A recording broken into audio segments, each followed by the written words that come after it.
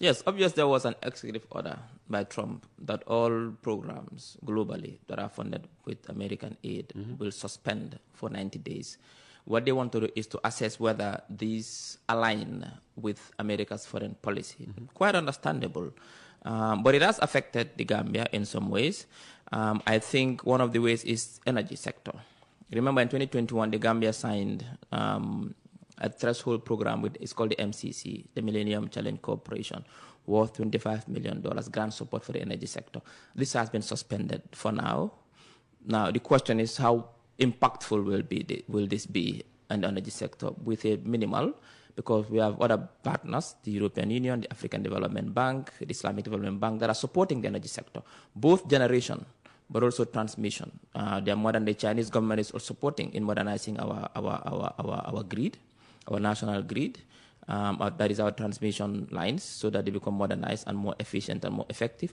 But also we're working with the European Union, the African Development Bank, to find alternative ways of generating energy, green energy. By the end of 2025, we're hoping that 200 megawatts we will be able to generate using green energy. So yes, it will impact, but I mean, to what extent, I think it's not very, that is only $25 million. The justice system also will be affected. Ministry of Justice has said that it will affect the implementation of the TRRC recommendations, particularly in the justice and accountability component, which relates to prosecution. That's not good.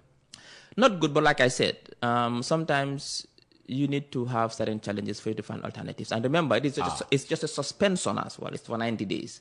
Now, if worse comes, if they say, okay, we are going to withdraw this support, it doesn't exist anymore, I don't think Gambia will lack the wherewithal to regenerate funds both internally or other partners to make sure that what is important is that government is committed to make sure that we implement the TRRC recommendations to the fullest. Government is committed. Highly committed and is working towards that. So whatever happens with the America, with the US support, it doesn't matter that much. We are going to make sure that this is done. It's our responsibility, and we owe it to the government people to do it.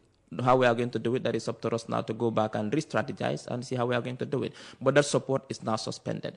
Now, with environment at the Ministry of Environment also, it's affected what they call the LDC Initiative for Effective Adoption and Resilience Project. LDC means the least developing countries. Now, notification has also been received to suspend key budget lines for this.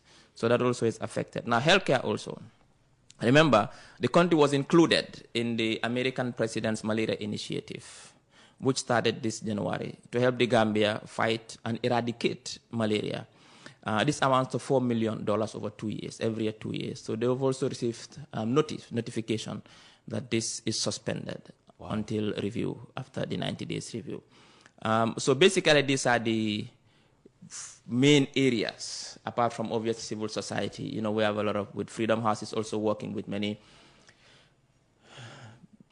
Gambia participate, particularly my ministry affected. Yes, true. Indirectly though. Indirectly with Freedom House. Now we have a lot of initiatives with Freedom House. Particularly, when I came as minister, I had thought that it's important that we build the capacity of media practitioners in this country.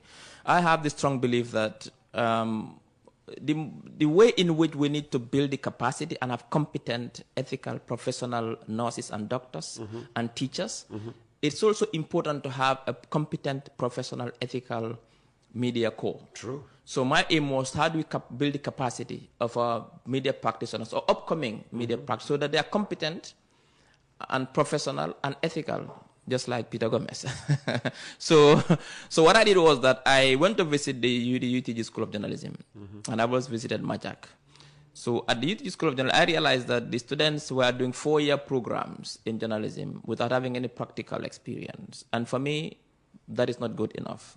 Then at the end, what will happen is you'll have a degree paper, which shows you have a degree in journalism, but you've never even held a mic before. You've never even held a camera before. Because journalism is broad. What we see is the output.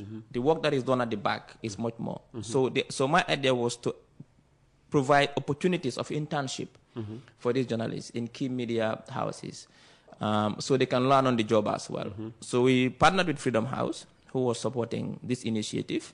We started with 30 students who were sent to key institutions. Sorry, we started with 10 to key institutions across the country, JRTS, the QTVs, another media house, also Department. So they get the practical experience. So this will be affected because Freedom House is basically most of their funding comes from USAID. Therefore, some of their programs have been suspended as well.